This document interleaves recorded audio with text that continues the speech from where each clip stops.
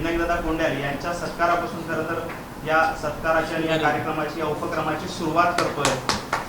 खरं तर कदाचित खूप कमी ठिकाणी असं होत असावं की नेहमी पत्रकार हे लोकप्रतिनिधीवर, महापौर असतील, जिल्हा परिषद अध्यक्ष, आमदार यांच्यावरती टीका करताना पाहायला मिळतात, म्हणजे ते लिखाणाच्या स्वरूपातून किंवा त्यांचं वार्तांकन करतात। मात्र त्याचबरोबरीनं एक लोकप्रतिनिधींना काम करत असताना एक युवा लोकप्रतिनिधींना विशेषतः संधी मिळाल्यानंतर त्यांना त्यांचा सत्कार करणं, त्यांचं मनोबल वाढवणं हे देखील पत्रकार म्हणून आपलं काम आहे, आपली जबाबदारी आहे।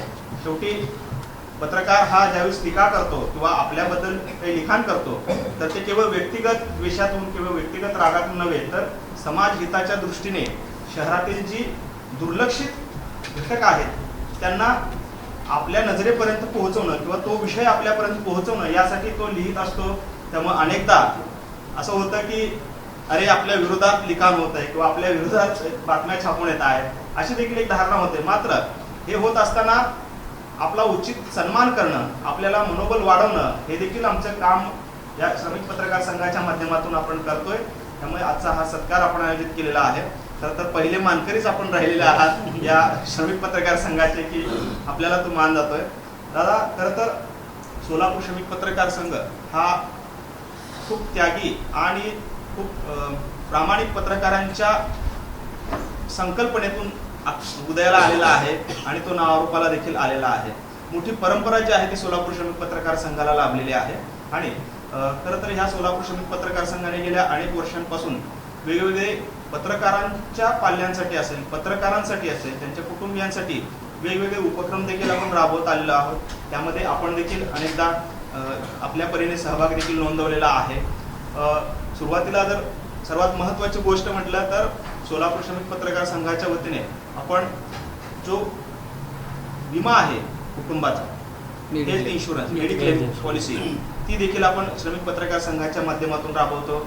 त्यामध्ये 50% जो क्लेम आहे, 50% जो काही हप्ता आहे त्याचा तो स्वतः सभासद भरतात आणि 50% पत्रकार संघ भरतो।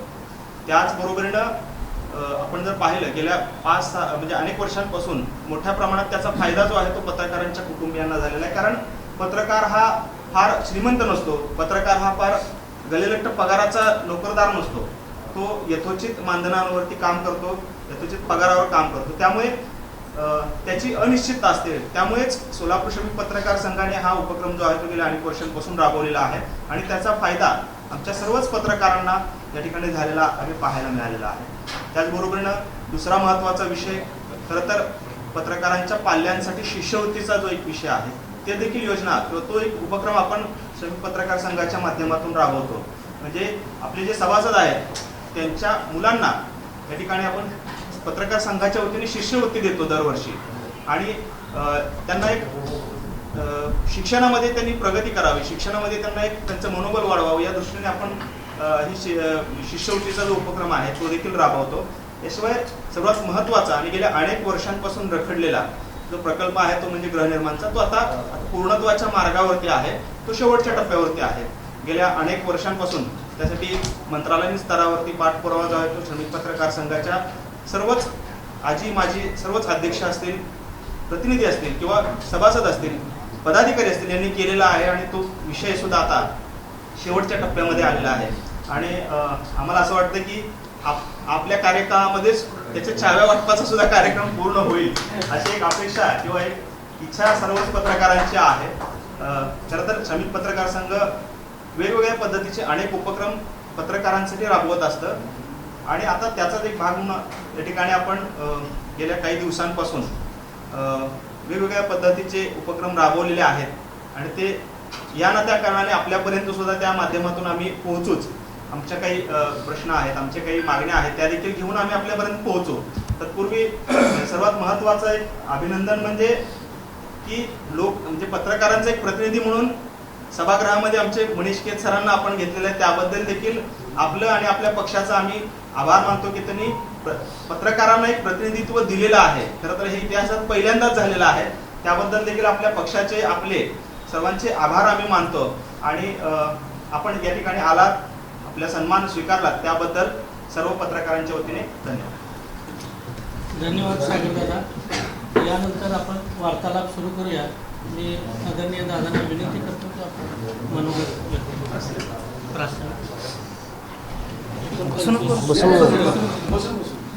25 दिवसातून आज श्रमिक पत्रकारच्या वतीने आज या ठिकाणी उपस्थित असलेले केलबुडे भैया, तसंच आमचे सागर भैया, किरण बनसोडे साहेब, कुलकर्णी काका, ज्येष्ठ पत्रकार कुलकर्णी साहेब, तसेच प्रशांत जोशी सर, सर्व पत्रकार आज यांचं मनापासून या ठिकाणी धन्यवाद देतो की आज मला महापौर होऊन 25 दिवस झाले आणि 25 दिवसातच तुम्ही या ठिकाणी माझा मान सन्मानाचा या ठिकाणी कार्यक्रम ठेवलात.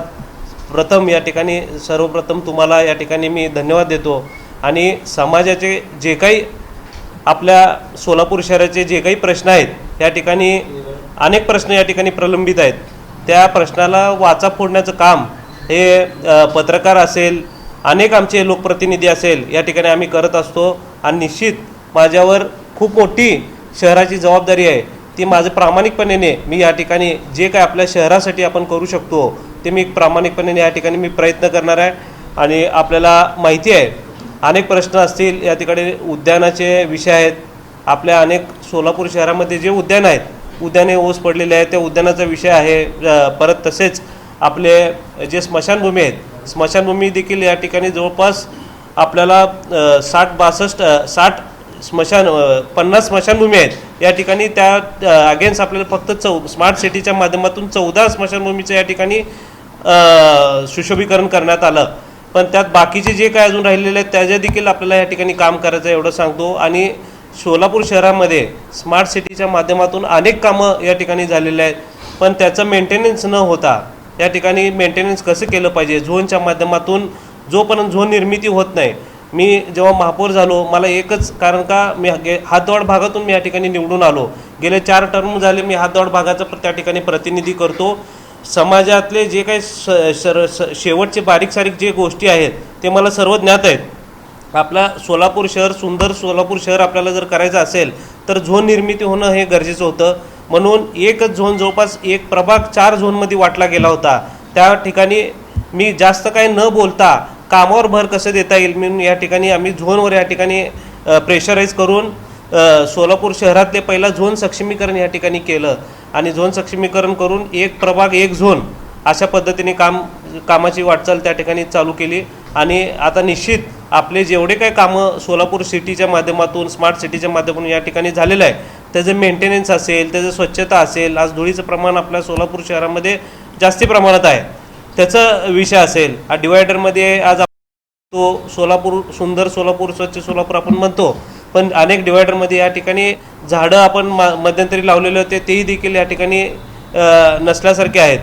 तर कुणाला आपण संस्थेला या ठिकाणी काय टॅक्स बेनिफिट देऊन शास्ती फी असेल, शास्ती फीच्या माध्यमातून आपण शास्ती फी दरवर्षी 50% माफ करतो, तर शास्ती फी 100% माफ करू, पण तुम्ही हे झाडं जगवा म्हणून आपण त्या संस्थेला जर दिलं तर निश्चित आपलं सोलापूर सुंदर या ठिकाणी दिसेल असं मला वाटतं. अनेक प्रश्न आहेत, अनेक धुळीचा विषय आहे, अनेक प्रश्न या ठिकाणी आमच्यासमोर आहेत. आणि पाण्याचा विषय आहे, पाण्याचं देखील आज आपल्याला माहिती आहे गेले 8-9 वर्षापासून आपल्याला या ठिकाणी पाणी जवळपास 3 दिवसाआड 4 दिवसाआड काही भागामध्ये मिळतं. तर मी हातदौड भागातून निवडून आल्यास ना कारणाने मला पाण्याची जाण, लोकांना पाणी वेळेत आणि व्यवस्थित मिळालं पाहिजे हे अतिशय म्हणजे लोकांचं या ठिकाणी पाणी व्यवस्थित यायला पाहिजे अशी मागणी असती. म्हणून मी पाण्यावर या ठिकाणी काम चालू केलं.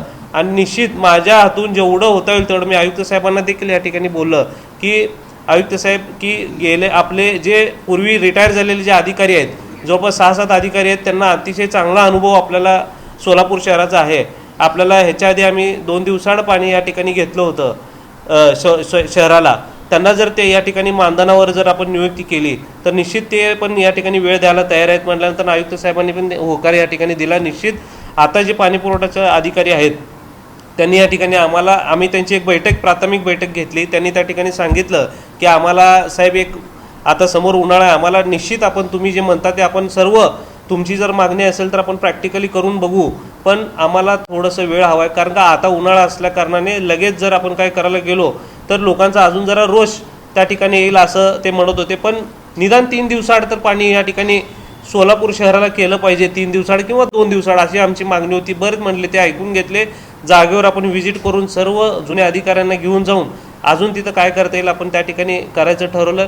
स्मार्ट सिटीच्या माध्यमातून अनेक या ठिकाणी कामं झाले. स्टेडियमचं या ठिकाणी आपले कामं झाले. सोलापूर शहरात आता आपण म्हणतो ते कॉम्पॅक्ट मशीन, धूळ मशीन जी आपण घेतलेली, त्या ठिकाणी आधी 70 किलोमीटर मशीन चालायची, त्याच्यानंतर कालांतराने 30 किलोमीटरच या ठिकाणी ते एका एजन्सीला देण्यात आलं.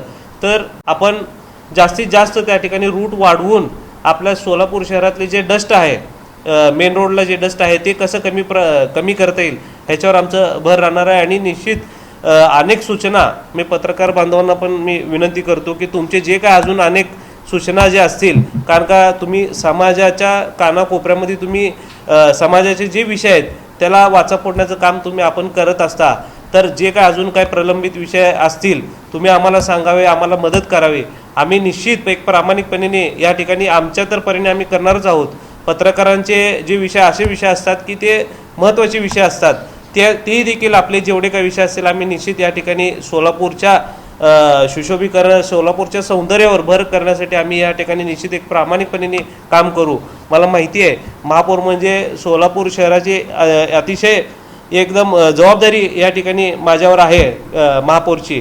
तर हे निश्चित आम्ही या प्रॅक्टिकली जागेवर जाऊन प्रत्येक गोष्ट, त्यात अकाउंट ऑफिस असेल, चीफ ऑडिट असेल, आपलं महापालिकेतले जेवढे काय अधिकारी असेल त्यांना सोबत घेऊन त्या जागेवर स्पॉट व्हिजिट करून सगळे विषय मार्गी लावायचं या ठिकाणी आम्ही प्रयत्न करणार आहे.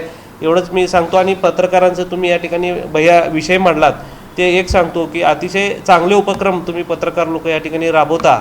आणि मेडिक्लेमचा विषय असेल, गृहनिर्माणचा जो विषय आहे तो जर माझ्या कार्यकाळात झाला मला निश्चित या ठिकाणी खूप आनंद होणार आहे. आणि माझ्या हातून जे शासन दरबारी राजकारण न करता समाज त्याच्यामध्ये राजकारण कुठलंही न करता फक्त एक समाजकार्य म्हणून जे काय माझ्या हातून करता येईल मी निश्चित या ठिकाणी राज्यस्तरीयच्या लेवलला मी या ठिकाणी पाठपुरावा करून आपलं गृहनिर्माणचा जो विषय आहे त्या ठिकाणी मी सोडवण्याचा निश्चित या ठिकाणी प्रयत्न करणार. प्रश्न विचारा मी देतो. अजून एक सांगतो, परवा जो बैठक झाली आदिला नदीच्या बाबतीत जी बैठक झाली त्या ठिकाणी इरिगेशन डिपार्टमेंटकडे कुठलीही माहिती नव्हती, त्यांच्याकडे कुठली कागदपत्र नव्हते. आणि आपल्या आदिला नदी जो आहे 100 वर्षानंतर जवळपास या ठिकाणी नदीचं स्वरूप आपल्याला पुण्या नाक्याजवळ या ठिकाणी आलं होतं. त्या ठिकाणी जर नाला अस्तित्वात असला असता तर त्या ठिकाणी तेवढं पाणी ओसरलं गेलं नसतं, अशी माझी मागणी होती. सोलापूर महानगरपालिकेच्या वतीने पूर्वीच या ठिकाणी निदान नाला तर झाला असता तर ते पाणी ओसरून एवढं रान खराब झालं नसतं अशी माझी मागणी होती. कुणालाही त्यात वाचवण्याचा किंवा कुणाला काय शह देण्याचा या ठिकाणी विषय नव्हता.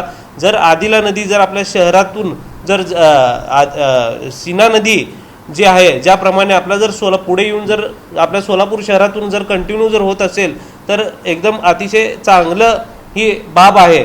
आणि निश्चित पर्यावरणप्रेमी जे आहेत आपल्या त्यांना सोबत घेऊन, त्या काही लोकांना गैरसमज झाला की त्या ठिकाणी नाला करा असं म्हणले वगैरे, त्या ठिकाणी नाला नव्हता. काही जरी बशीसारखं असं पूर्ण फ्लॅट रान त्या ठिकाणी होतं, निदान नाला जरी अस्तित्वात असला असतं तर एवढं रान म्हणजे पाणी ओसरलं नसतं असं माझं त्या ठिकाणी बोलायचं विषय होता. पण माझा विषयाचं वेगळं विपर्यास त्या ठिकाणी झाला.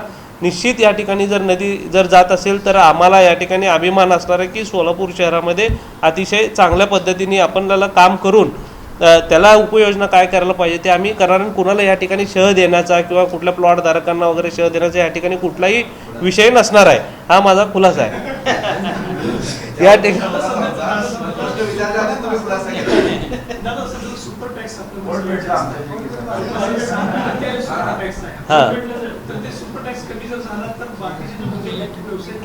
आता प्रशासनाच्या माध्यमातून मध्यंतरी सुपर टॅक्सचा विषय घेतलेला होता. सुपर टॅक्स मंजूर केलं सोलापूर शहरासाठी असं म्हणतात, पण अजून त्याची इम्प्लिमेंटेशन झाली नाही. पण निश्चित सुपर टॅक्सच्या बाबतीतला विषय असेल किंवा मी जो भागातून प्रतिनिधित्व करतो हातदौड भागातला गुंटेवारीचा विषय आहे, तो खूप मोठा विषय आहे. गुंटेवारीचा, बिटूचा नाही. बिटूचा तर विषय झाला पास होऊन आता राज्य शासनाकडे गेला. आमदार साहेब, पालकमंत्री हे सर्व आपले देवेंद्रदादा वगैरे त्या ठिकाणी पाठपुरावा करून बावनकुळे साहेबांकडून ते करत आहेत. आता त्यांच्याकडनं कलेक्टर साहेबांकडे या ठिकाणी जर हे आलं तर निश्चित आपल्याला या ठिकाणी सोलापूर शहराचे जेवढे काही बिटूची जमीन आहेत ते A1 सत्ता प्रकार 1 होऊन सर्व नागरिकांच्या या ठिकाणी जमिनी त्यांच्या नावावर होऊन त्यांना भविष्यात त्या ठिकाणी कर्ज प्रकरण असेल हे सगळे विषय या ठिकाणी होणार आहेत. आणि हद्दवाढ भागातला गुंठेवारीचा विषय ते गेले मी 4 वर्षापूर्वीच आम्ही या ठिकाणी आयुक्त साहेबांना आम्ही जेव्हा नगरसेवक होतो तेव्हा आम्ही पत्र दिलं होतं की ह्याच्यावर साहेब काय ना काय व्हायला पाहिजे, कारण का माझे जेवढे काय वार्डातले प्रभागातले जमिनी आहेत ते सगळे गुंठेवारी यायचे आहेत. तर ते गुंठेवारी जमिनी आपण लवकर निश्चित करून त्यांना प्लॉट निश्चित करून आपण त्यांचे प्लॉट सीमारेखांकन करून या ठिकाणी आपण त्यांना टॅक्सेशन करून द्यावं, जेणेकरून आपल्या महानगरपालिकेमध्ये आपल्याला टॅक्स रुपी आपल्याला रेव्हेन्यूमध्ये भर पडणार आहे आणि आपल्या महापालिकेचा त्या ठिकाणी फायदा होणार आहे. आणि एकच प्लॉट 3-4 लोकांना या ठिकाणी वाटले जाणार नाही. आज आपण बघतो अनेक लोक आमच्या हद्दवाढ भागातले 4 वाजता 4:30 वाजता महापालिकेमध्ये येतात की एकच प्लॉट 4-4 जणांना विकलेले असते आणि आमच्या सारखं विनवणी करतात की दादा आमचं टॅक्सला नाव लावा. पण पूर्वी मालकांनी काय केलेलं असतं, त्या ठिकाणी एक पत्र देऊन ह्यांचं टॅक्सला नाव लावू नका असं त्या ठिकाणी एक पत्र दिलेलं असतं. हे लोक खरेदी करतात आणि मालक या ठिकाणी पत्र दिलं तर ह्या लोकांची अडचण, गरिबांची या ठिकाणी अडचण होती. म्हणून ह्याच्यावर निघणं लवकर मार्ग निघणं हे अपेक्षित आहे. या अनुषंगाने आम्ही लवकरात लवकर गुंठेवारीचा देखील या ठिकाणी आम्ही विषय मार्गी लावणार आहे.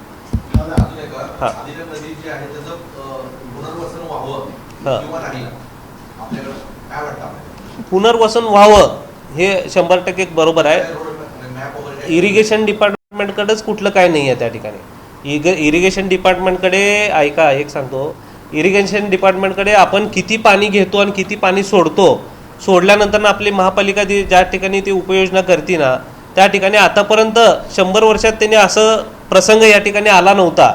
आणि जे काय त्या ठिकाणी योग्य सोलापूर शहरासाठी जे काही योग्य व्हायला पाहिजे त्या ठिकाणी व्हायला पाहिजे. 1832 मध्ये जे गॅजेट आहे त्या गॅजेटमध्ये संदर्भ आहे आदिनामध्ये जाऊन मिळते.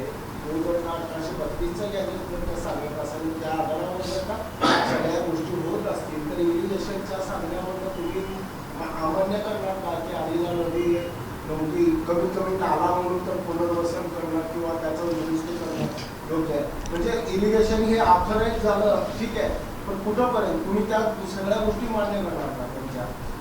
इरिगेशन डिपार्टमेंटकडेच आता सध्या तुम्ही 2-3 वेळा इरिगेशन म्हणता. ऐका एक सांगतो साहेब, पाटबंधारे खात्यांकडेच आता त्यांच्याकडे आपण किती पाणी उचलतो किती पाणी सोडतो हेच रेकॉर्ड नाही आहे. मला काय म्हणायचं आहे माहिती आहे का, आणि आपल्या खालच्या भागामध्ये त्या ठिकाणी नाला देखील नाही आहे किंवा जे सीना नदी जर जात असेल त्याचं जे जाण्याचं जे डायरेक्शन असेल ते देखील नाही आहे. मग निदान आपलं काय ना काय त्या ठिकाणी डिप्टिंग तर केलं पाहिजे, डेप्थ करून आपण जमीन उकरून त्या ठिकाणी काय ना काय केलं पाहिजे. निदान जेवढं पाणी येतंय त्याला वाट तर मिळाली पाहिजे.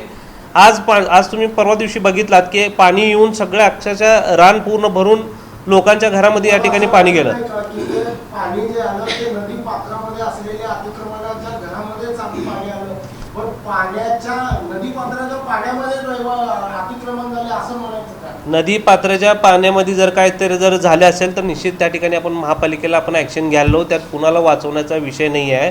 सोलापूर शहराला चांगल्या पद्धतीने या ठिकाणी चेनलिंग व्हायला पाहिजे अशा पद्धतीने आपण त्या ठिकाणी काम करणार. ह्यात कुणाला मी एकच सांगतो, त्यात परत राजकारण होते की कुणाला वाचवण्याचा विषय नाही आहे.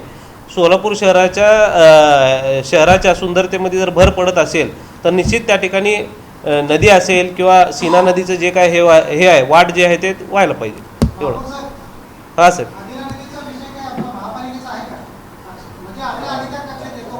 आपल्या अधिकार कक्षात येतो. ऐका एक सांगतो, आपल्या अधिकार कक्षात काय येतं सांगतो. त्या ठिकाणी नदी जी दाखवती ती गेल्या 100 वर्षापासून दाखवती, हे बरोबर आहे.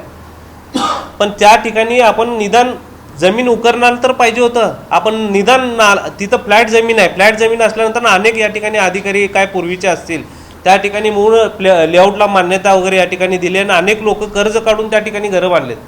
त्या लोकांचं देखील या ठिकाणी नुकसान झालंय. मग मला ही चूक महापालिकेची मान्य करतो ना, ही चूक महापालिकेची आहे. ही चूक दुरुस्ती करण्यासाठीच या ठिकाणी आपण त्या ठिकाणी बैठक घेतली होती की तुम्ही आता ते इथून पुढचे जे काय आपण करणार ते त्या ठिकाणी व्हिजिट करून करावं. आणि इरिगेशन डिपार्टमेंटला आम्ही काय म्हणलं की तुम्ही जे हे करणार आहे नदी जी जाणार आहे त्याचं सीमांकन आम्हाला या ठिकाणी करून द्या.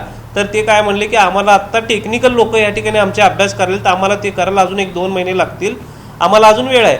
मग वेळ आहे म्हणल्यानंतर आम्ही काय म्हणलं निदान त्या ठिकाणी खोदाई तर करून जेवढं तुम्हाला शक्य आहे महापालिकेला वाट करून द्या असं आमचं म्हणणं होतं. कारण का उद्या परत पावसाळा आला, परत अशाच पद्धतीने जर झालं तर तसं होऊ नये अशी आमची अपेक्षा होती. त्यात कुणाला वाचवण्याचा विषय नव्हता. तसं नाही आहे. बिंदूचा विषय जसं तुम्ही शासनाकडे पाठवला हां, तसं आदिया नदीचा विषय तुम्ही शासनाला सांगा, कलेक्टरला मग सांगा. त्यांच्याकडून महापालिकेकडे एकदा सीमांकन जे होणार आहे ना ते एकदा होऊन येऊ द्या आमच्याकडे. आल्यानंतर तो पाठवू. त्यांचा प्रश्न तुम्ही समजून घ्या व्यवस्थित. नदी नाले ओढे संदर्भ आहे, महसूल आणि कलेक्टरच्या अधिकारात हो. अधिकार लक्ष देतो. हो. आपला काही संबंध नाहीये. सरांचं म्हणणं तेच आहे की तुम्ही तसा प्रस्ताव किंवा तशी सूचना किंवा तसं विनंती करायला पत्र तुम्ही कलेक्टरला देणं अपेक्षित आहे. महापालिकेने ह्याच्या आधी आहे ना त्यांना त्या ठिकाणी हे करा म्हणून दिलं होतं की आम्हाला जेवढं सर्वे करून आम्हाला तुम्ही हे सीमांकन करून द्या म्हणून आयुक्तांनी ह्याच्या आधी दिलेलं आहे त्यांना. हे आता जे सध्याचे आयुक्त आहेत त्यांनी दिलेलं आहे आणि त्याच्यावर त्यांचं आता काम चालू आहे. हो आहे ना, येतोच ना. आता पूर्वी कसं हे आता जी घटना घडली ती 100 वर्षानंतर आता घडलेली घटना आहे. आदिला नदीचं सीमांकन निश्चित झाल्यानंतर त्या परिसरामध्ये जे काही बांधकाम प्रणाली महापालिकेकडून दिली त्या संदर्भातले आपलं धोरण काय असणार आहे? काय ते तिथं जे कोण अधिकारी होतील त्यांच्याकडून जे काय आता लोकांना समजा पहिला आता होऊ दे, त्यांना अजून 2 महिने लागतात असं ते म्हणलेत. कारण का त्यांच्याकडेच अजून कुठली हे नाही आहे, म्हणजे काय म्हणते ते रूपरेषा अजून त्यांच्याकडे नाही आहे. पण परत जर एकदा असं जर आमचं काय त्या ठिकाणी बैठकीत होतं, जर परत अशी प्रसंग आल्यानंतर ना आपण करायचं काय, निदान महापालिकेने काय केलं पाहिजे, तुम्ही काही जरी चर मारून त्या ठिकाणी वाट केली पाहिजे असं आमची त्या ठिकाणी भूमिका होती. एक सांगतो. आणि जे आता लोक नदी पात्राच्या शेजारी काही राजकीय जागा आहेत, त्यांनी आता जागा प्लॉटिंग करतायत, त्या संदर्भात महापालिकेची भूमिका काय असणार आहे?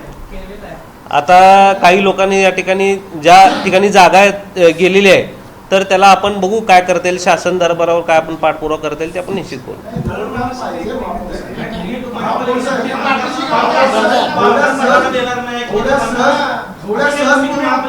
आमची इच्छा एकच आहे, त्या ठिकाणी सोलापूर शहराचा जो काय विकास आहे, आता नदी आहे, पर्यावरण प्रेमींची आम्ही या ठिकाणी बैठक घेऊन त्यांचा जो गैरसमज झालेला आहे त्या ठिकाणी आम्ही गैरसमज काढणार. त्या ठिकाणी जर नदी असेल तर नदी व्हायला पाहिजे. अनेक लोकांना जर बांधकाम परमिशन म्हणा किंवा त्या ठिकाणी बांधकाम परवाने दिले गेलेले आहेत, त्यांची देखील या ठिकाणी बैठक घेऊन आम्ही काय करता येईल त्यांच्या या संदर्भात आम्ही बैठक घेऊन आणि शासन स्तरावर पाठपुरावा करून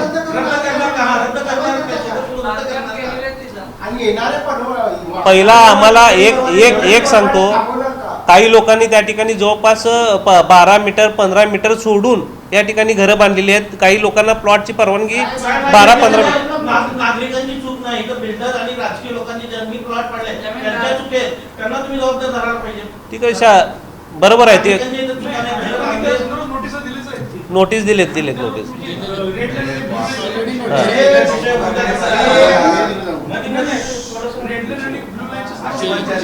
एक सांगतो,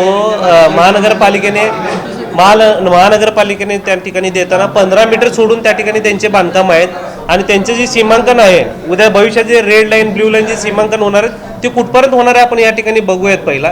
त्याच्यानंतर त्यांच्याकडनं अजून आराखडा आला नाही, जेव्हा आराखडा येईल तेव्हा बघता येईल आपल्याला. जेव्हा आराखडा येईल जेव्हा झालेलं निश्चित होईल त्यामध्ये भाजपच्या विद्यमान काही नगरसेवकांच्या जागा आणि प्लॉटिंग आहे असं लक्षात येते किंवा अशी चर्चा चालू आहे. समजा तसं निश्चित झालं तर आपली भूमिका काय आहे? जर त्या ठिकाणी जागा जर काय कोणाची जात असेल तर निश्चित आम्ही ज्या कोणाची जागा असेल त्यांना आम्ही रिक्वेस्ट करू. आता तर त्या ठिकाणी प्लॉट जर मला वाटतंय माझ्या मते त्या ठिकाणी सर्व सोडून म्हणजे काय म्हणते ते 15 मीटर सोडून या ठिकाणी त्यांचं बांधकाम किंवा प्लॉटिंग झालेलं असेल असं मला वाटतंय. जर काय नसेल नदीला कुठेही आम्ही आडवं येणार नाही. जर अजून नदीचं डायरेक्शन त्या ठिकाणी नाही आणि त्या ठिकाणी देताना रेड लाईन आणि ब्ल्यू लाईन हे त्या ठिकाणी आखून देणार आहे. जर ब्ल्यू लाईनच्या आत असेल तर त्या ठिकाणी ते वाचणार आहेत. रेड लाईन असेल तर त्यांना आम्ही रिक्वेस्ट करू की इथं या ठिकाणी या ठिकाणी नदी व्हायला पाहिजे. त्या अनुषंगाने जर त्यांची त्या ठिकाणी जागा वगैरे जर जात असेल तर शासन स्तरावर त्यांना काय उपाययोजना किंवा काय त्यांना आपण पाठपुरावा जर करायचा असेल, त्यांना मोबदला जर द्यायचा असेल त्याचा आम्ही प्रयत्न करू. एकंदरीत तुम्हाला असं म्हणायचं की आदिला नदीचं अस्तित्व जर असेल तर ते ठेवलं पाहिजे. Yes, नाही yes. काही नाही. हो, हो. त्या कार्यक्षेत्रात जर कोणी बेकायदेशीर बांधकाम केले असतील तर ती काढली गेली पाहिजे. हो. मग ज्यात आपला किंवा आपल्या पक्षाच्या संबंधित कुणाचंही जरी असलं तरी तुम्ही त्याला आड येणार नाही. नाही नक्की. नाही. तलावातले मासे मारायला लागलेत. गेल्या वर्षीपासून काय त्याची उपाययोजना करणार म्हटले आमदार साहेब पण म्हटले त्याची काय उपाययोजना होताना दिसत नाही. यावर्षी परत तोच प्रॉब्लेम फेस करावा लागतो. आता सिद्धेश्वर तलावाचा जो विषय आहे, ऊन त्या ठिकाणी कसं पद्धत आहे, 4-5 वर्षाचं पाणी त्या ठिकाणी साठलेलं आहे. पाणी एकाच ठिकाणी बंद अवस्थेत जर राहिलं तर त्या ठिकाणी काय होतं, ऑक्सिजन पाण्यातला कमी होतो आणि जेव्हा सूर्याची किरणं जेव्हा वाढतात तेव्हा शेवाळ्या या ठिकाणी वाढतात आणि माशांना या ठिकाणी ऑक्सिजन मिळत नाही. मग त्या ठिकाणी तुम्ही किती त्या ठिकाणी प्रयत्न करा, ऑक्सिजन लेवल कमी होते. पण आपल्याला DPDCच्या माध्यमातून या ठिकाणी 1.5 कोटी रुपये महापालिकेला मिळाले होते की ते फाउंटन मशीन घेण्यासाठी आणि फिल्ट्रेशन मशीन घेण्यासाठी, जेणेकरून पाण्यातलं ऑक्सिजन हे वाढतं. तर त्याच्यासाठी आता आम्ही मशीन घ्यायचं या ठिकाणी ठरवलं आहे. आयुक्त साहेबांना पण आदेश दिलेत की तुम्ही मशीन पहिला घेऊन त्या ठिकाणी काम करा म्हणून. आता त्या ठिकाणी 4 मशीन घ्यायचं ठरवलेलं आहे आणि एक सोलारवर जी असलेली मशीन आहे, सोलारवरची जी मशीन आहे, भिंतीला तडकून त्या ठिकाणी पाण्याचं जे ऑक्सिजन जे तयार होतं त्या ठिकाणी आता मशीन्स घ्यायची ठरवलेलं आहे. दादा, खरं तर महसुली उत्पन्न वाढ जी असते, महसुली उत्पन्न वाढ, कारण सोलापूर महापालिका बघितली तर आपली ड वर्गामध्ये आहे. उत्पन्न वाढीचे स्रोत जे आहेत ते आपले खूप कमी आहेत. ते वाढवण्यासाठी आपण कोणत्या पद्धतीचे उपाययोजना किंवा कसा काही प्लॅन, ॲक्शन प्लॅन आहे का? तर मी सांगितलं ना, सगळ्यात मोठा विषय म्हणलं तर गुंठेवारी नियमित करण्याचा विषय आहे. सोलापूर शहरातला गुंठेवारीचा विषय असेल, B2चा विषय असेल आणि अनेक जर विषय आपण टॅक्स, आता शास्ती फी असेल, काही लोकांना शास्ती फी मध्यंतरी जे लावली गेली ते शास्ती फीच्या अनुषंगाने आपण जर चांगलं काम संस्थेने जर काय झाडं वगैरे लावण्याचं जर त्या ठिकाणी डिवायडरमध्ये म्हणा किंवा आपल्या घराच्या बाजूला जर काय लावले तर त्यांना त्या शास्ती फीमध्ये आपण टॅक्सच्या माध्यमातून काय बेनिफिट्स देता येईल या ठिकाणी आम्ही निश्चित प्रयत्न करणार. आणि शहराचं जेवढे काय आता उत्पन्नाच्या बाबतीत जे तुम्ही म्हणलात की हे गुंठेवारी नियमित करून या ठिकाणी सोलापूर शहराचं जो रेव्हेन्यू आहे तो वाढायचा या ठिकाणी आम्ही प्रयत्न करणार. दादा, सुधारित आकृतीबंध आणि लाड कमिटीच्या 700 जणांची यादी आहे, त्या संदर्भात काय हालचाली सुरू? आता अनेक आता 250 लोक या ठिकाणी हे करायचा तो जो काही विषय आहे आकृतीबंध मधल्याखाली शासन स्तरावर जाऊन या ठिकाणी आम्ही पाठपुरावा करू. आज आपल्याला माहिती आहे की क्लास 3 असेल, क्लास 4 असेल, अनेक या ठिकाणी किंवा क्लास 2 पण देखील जर तुम्ही म्हणलात पालिकेमध्ये अनेक अधिकारी पदाधिकारी यांची संख्या कमी झालेली आहे. अनेक लोक या ठिकाणी जुने जे लोक आहेत ते रिटायर होऊन या ठिकाणी आता रिटायर होऊन गेलेले आहेत. तर महापालिकेचा जर दर्जा किंवा महापालिकेचा रेव्हेन्यू किंवा शहराचा विकास साधायचा असेल तर ही पदं भरणं गरजेचे आहे. निश्चित शासन स्तरावर या ठिकाणी पाठपुरावा करून त्याला काय उपाययोजना करता येईल आम्ही या ठिकाणी करणार आहे.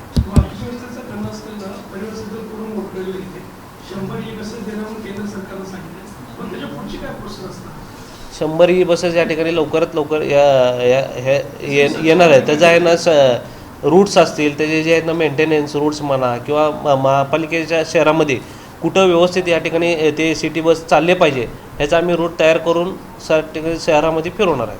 सिद्धेश्वर तलावाच्या ऑक्सिजनच्या प्रश्नावर तुम्ही यंत्रणा म्हणताय. आता आम्ही चर्चा करत असताना मला की एका यंत्रणेची ऑक्सिजन निर्मितीच्या यंत्रणेची किंमत किती आहे? 30 लाख रुपये काय तर त्या मशीनची किंमत आहे. मशीन घ्यायचं, 4 मशीन घ्यायचं ठरलं. 4 मशीन जर का आपण महापालिका घेऊन कमिटीला देणार असेल तर कमिटीने 50% आपण आणि त्यांनी मिळून जर का सहयोग केलं तर होतं. कशी महापालिकेची आपली कुवत नाही आहे. आपल्याला त्या DPDCच्या फंडातून त्या ठिकाणी आपल्याला ते मशीन्स मिळालेले आहेत. महापालिकेचं त्यात कुठलेही काय हे नाही, फक्त DPDCने आपल्याला या ठिकाणी बजेट दिलं आहे. CSR फंडातनं DPDCच्या फंडातनं त्या ठिकाणी आपण ते मशीन घेणार आहे. भाडे घेतलं ना, 2.5 कोटी रुपये. वाढवण्यासंदर्भात देवस्थान पंचायत कमिटी काय भूमिका नाही, जबाबदारी नाही काय त्यांची? आम्ही त्यांना देखील हे केलो, 2 मशीन ते घेणार आहेत आणि त्या ठिकाणी 8 मशीन लागणार आहेत. 8 मशीन ऐका एक सांगतो, 8 मशीन लागणार आहेत. कारण का 35 एकरमध्ये तलाव आपला आहे. 35 एकरमधला तलाव आहे, त्या ठिकाणी 8 मशीन लागणार आहेत. 2 मशीन ते घेणार म्हणून आम्हाला या ठिकाणी सांगितले. त्यामुळे आम्ही 3 मशीन या ठिकाणी घेऊन देणार त्यांना.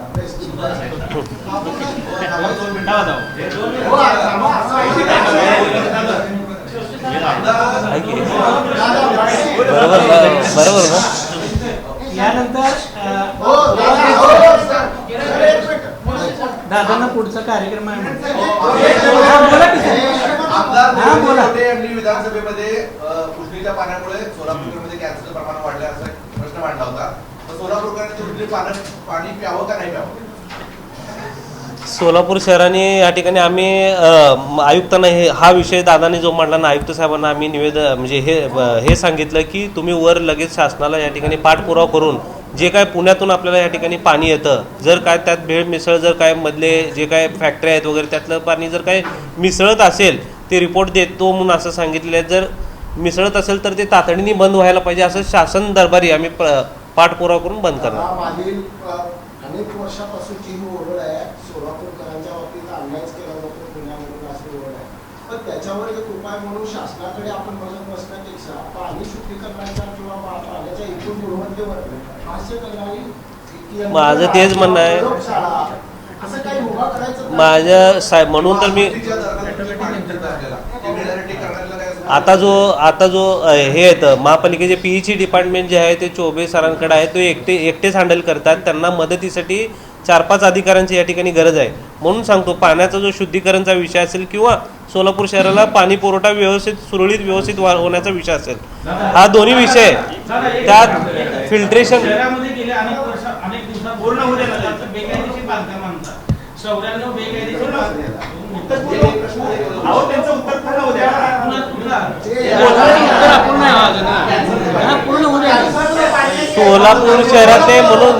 सोलापूर शहरातले म्हणून जुने जे अधिकारी आहेत रिटायर झालेले त्यांना घेऊन तिथं फिल्ट्रेशन प्लांट कशा पद्धतीने बसवता येतील त्याच्यावर आम्ही काम करून जागेवर व्हिजिट करून त्या ठिकाणी शुद्ध पाणी आपल्याला सोलापूर शहराला कसं येईल या ठिकाणी प्रयत्न करणार.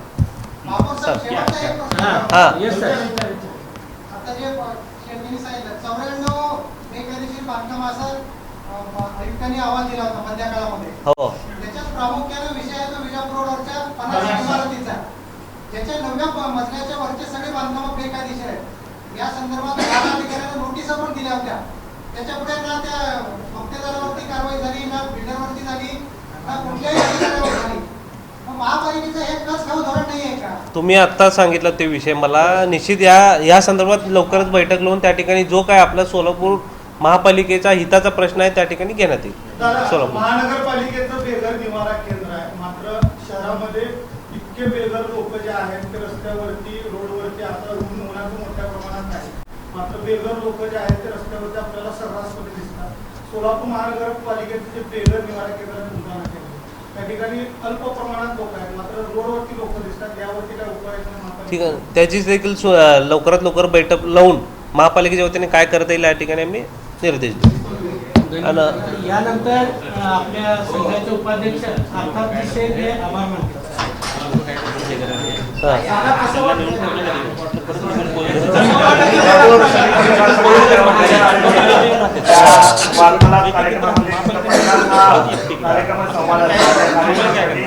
आपल्या व्यस्त वेळापत्रकातून शहराचे